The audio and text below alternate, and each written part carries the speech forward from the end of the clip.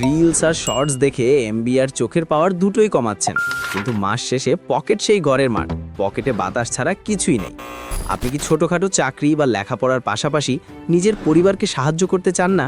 অথবা নিজের পায়ে দাঁড়িয়ে নিজের টাকায় পাশাপাশি নিজের পরিবারকে সাহায্য করতে চান না? অথবা নিজের পায়ে দাঁড়িয়ে নিজের টাকায় চলতে চান না? জানি আমরা সবাই চাই। কেমন হতো বিনোদনের যন্ত্রণা